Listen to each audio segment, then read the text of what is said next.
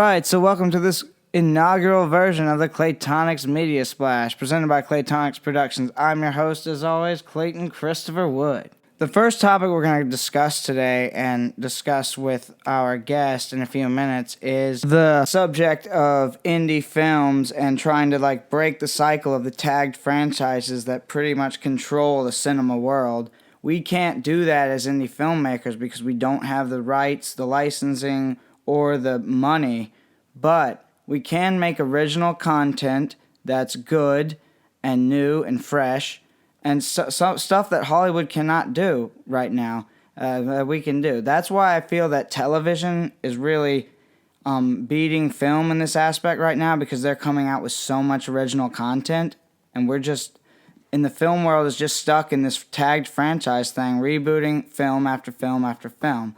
And that's really how I feel about the whole situation. So right about now, it's time to introduce our first guest, and we will get her opinion on the tagged franchises versus indie films argument. So without further ado, let's do it.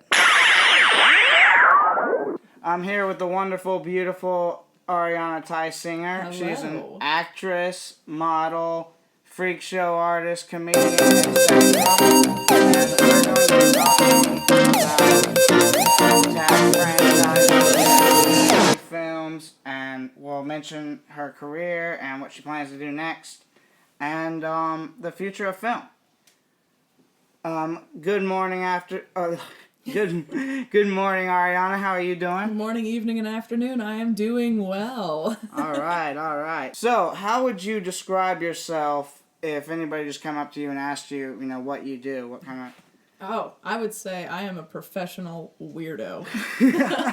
So, predominantly what I do is film and stage acting, and I like to play the characters that most people, I guess, necessarily wouldn't want to, because most people want to be pretty and glamorous, and I want to be bloody and just messed up. Yeah. Just because I think that associates with the freak shows as well. Hammering a nail in my face. Like, what girl grows up and thinks, hey, I can fit in a suitcase? That's what I'm going to do for a living. There you go. There's nothing wrong with that. So, professional weirdo is how I describe myself. Awesome, yeah. I feel like I'm a semi-professional weirdo, but I am a weirdo nonetheless. Nice. So, back on the subject of... I was talking earlier about tagged franchises versus indie films, because I feel as if the tagged franchises are really taking over Hollywood, and there's not really new stuff. There's just like Ghostbusters 4.5, and and new more Disney reboots, or they're rebooting the same movies but making them, live action or reanimation or whatever. And it's kind of disheartening, just because a lot of people don't want to go on movie dates anymore, or do the classic things that we used to do, because it's just the same stuff. Just the same stuff. I completely agree with that. And I think the reason why that the reboots keep happening, they started early on just because they knew that they could fill seats and get more profits to make cooler movies, but now that Hulu and Netflix are creating original content for much cheaper budgets, and they're hiring new actors and bringing in new faces, now it's slowly going to reestablish creating new media, and that's why larger film productions are just like, hey, we got to do whatever we can to fill the seats. Let's just do what we do in the old school. Yeah, because on television now, they're getting actors who were primarily motion picture actors who are now on, Netflix series and Amazon series and stuff like that. So. Oh, yeah. So it's going to cross over, and I think that hopefully that larger screen productions, and they're still doing some really cool independent stuff that you haven't seen, and creating original content, but it's just not as advertised as seeing the remake of Pocahontas or of Beauty and the Beast done fifth time. Yeah, exactly. They got to reboot Batman every 3 years, just so you don't forget about Batman. Yeah, exactly. Just because apparently he's not that iconic that you could forget. Yeah, exactly. Yeah, I don't get it, but that's a very good point, because. That's a lot of indie filmmakers are discouraged because they can't do big budget things and a lot of effects and stuff like that. But I'm like, we can still do stuff. We can still make a heck of a good story, and some stuff that's low budget and is good, fresh, not just redo after redo after redo. Because I like the films where you can describe it to someone and they're like, oh, I don't think I've seen that film, or instead of being like, oh, it's this action film where there's a superhero and people are like, oh, well, which one? But if you describe something like, oh, this is a film about what happens in the afterlife, or this is a film about a lesbian that loses her girlfriend and works for her father, like, how many people can say that they've done that, you know? Yeah, exactly. And people haven't seen a lot of those either. So No, they haven't seen them. Yeah. Well, one of them hasn't come out yet, which is why no one's seen it. I've barely seen it, but that's because I have to do the voiceover for it. Oh, yeah. That's awesome. Like, that's what we want to see is more just new stuff, and we want to have the opportunities, like, come from that. Yeah. All right, so the next thing we'll talk about is how we met each other, and it's really interesting because it's not like I just, like, casted for an actor and then, you know, she got the role. It was kind of, like, different than that, but I'll let you explain. Oh, yeah. Well, I mean, speaking of independent films, you know, like, that was as indie as it got. Yeah. But yeah, so he put out a casting notice for something, and I messaged you, and I was like, hey, how do I get this part? And you're like, first, I gotta meet you. Like, I want to meet you as a person, not as an actor. So we met at a Barnes & Noble. I think it was at Crabtree. Yeah. And we just, instead of, like, going inside to the Barnes & Noble to talk, we stood outside the doorway. Yeah, I don't even know why like, we did that. A 10-minute conversation as we were walking in and out. And I think that was the funniest interview I've ever done for a part. Yeah, we just talked about, like, the lunar eclipse. Yeah, we didn't, like, actually talk about the film. We just talked about literally anything else. Yeah. And then, like, after that meeting, though, I was like, okay, well, we've got our person. And she was like, I can do makeup, too. So that was, like, a plus, because I was like, okay, so we got, like, makeup and an actor, that's 2 for the price of 1. Yeah, I can do the basics of special effects, but I can't do, like, what some of my friends can do, where they can, like, one of my friends currently, I think he made a cast molding of someone's hand and of someone's head, and made it to where it looked like they were decapitated and removed, and I was like, that's awesome. Dude, more power to you. I need to get in touch with him. But I can make you look bruised. Yeah, like, there you go. That's better than I can do. Bruised and bleeding, that's what I got. Well, that's what I did when I was a kid. I used to, like, sneak in my mom's makeup drawer and put all this, like, I would film movies by myself. So I would go, like, take the camera and just play every character, and I would just, like, change up with makeup and all kinds of stuff. Those are the best movies, though. Like, the childhood movies. Like, my sister and I, we did this movie called The Beanie Baby Killer, because we lived in Sanford on 24 acres of just trees. So we didn't have neighbors. And the neighbors that we had in the distance enjoyed shooting guns. So, you know, making movies wasn't what they wanted to do. Yeah. And we had the over-the-shoulder camcorder with the VHS that you had to put in. Yes, classic. And eventually we got one of the digital ones. And the digital is when we shot The Beanie Baby Killer.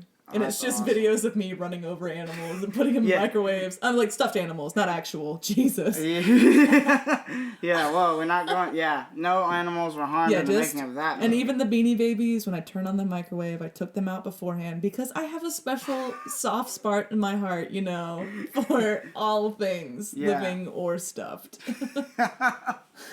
All right. And, that is true, because when I was... young, me and my sister made a film called Pirates of the West Indies. See, that sounds cooler than Beanie Baby Killer. Yeah, but we, like, locked ourselves out of the house accidentally, and all we had was the camera.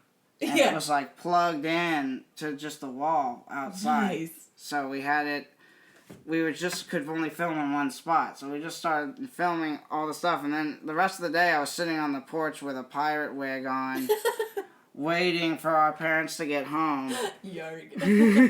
And I remember this guy was walking, his dog came by, and he was like, hey, look, Molly. He talked to his dog's name was Molly. He's like, look, he's got a cat on his head. He's got a cat on his head, Molly. And we were just, I had like this mustache and stuff drawn on. Like I had a mustache and beard drawn on. And it was crazy. But I'd have been like, look, Molly, your owner's a douche. Yeah, he was, too. He was not a good person.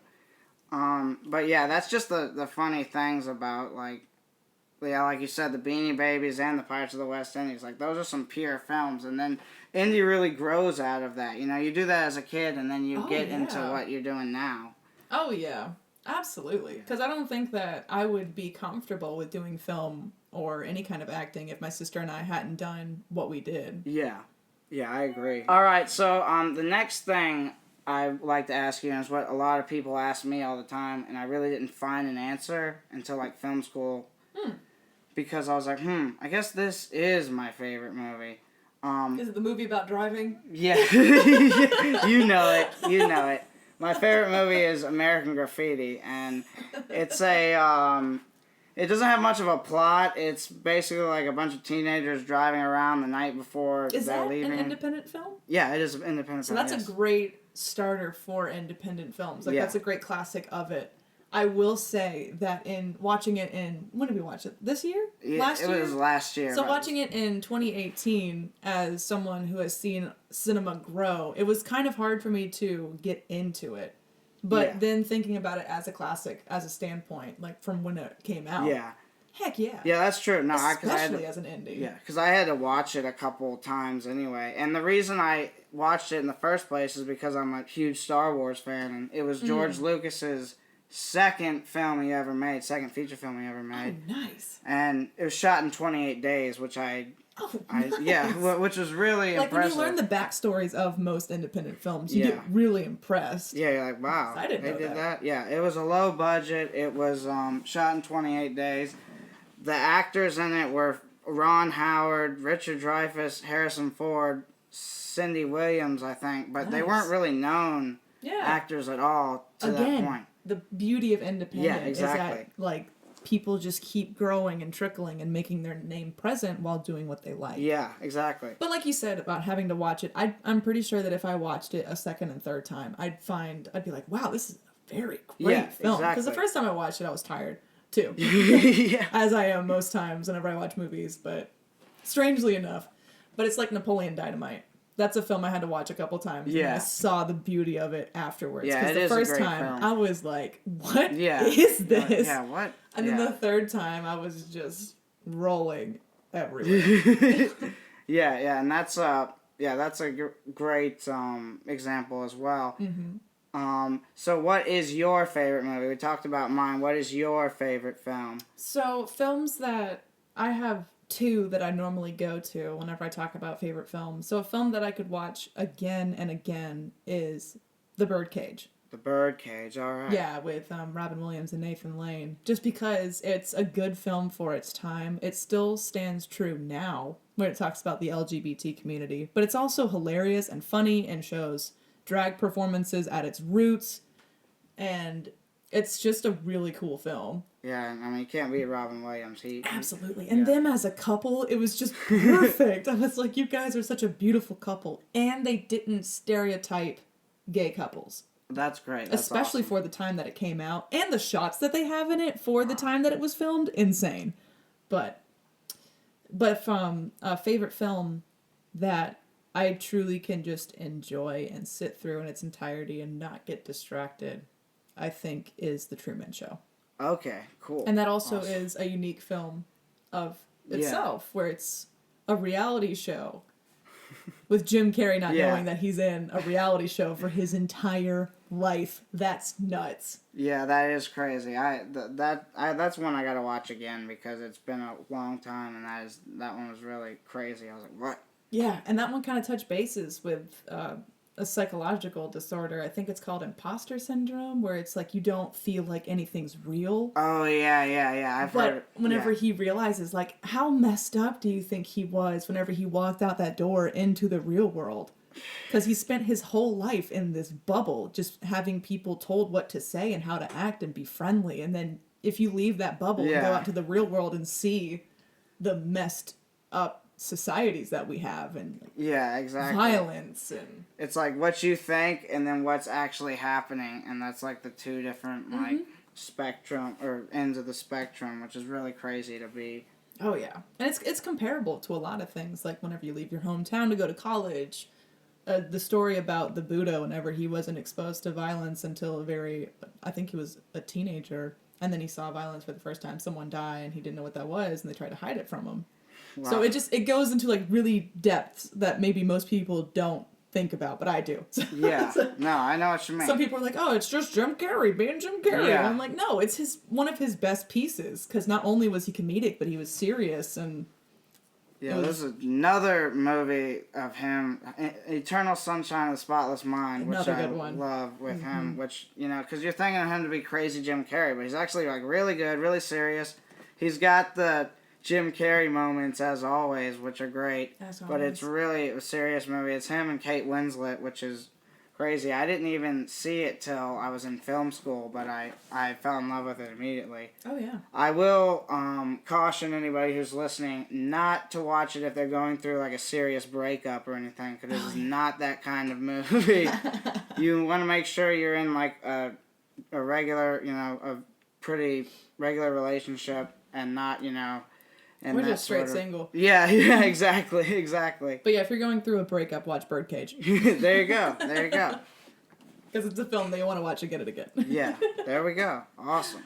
Yeah. And if I don't see you later, good evening, good afternoon, and good night. And that's going to do it for this inaugural edition of Claytonix Radio. I will see y'all next week. Peace.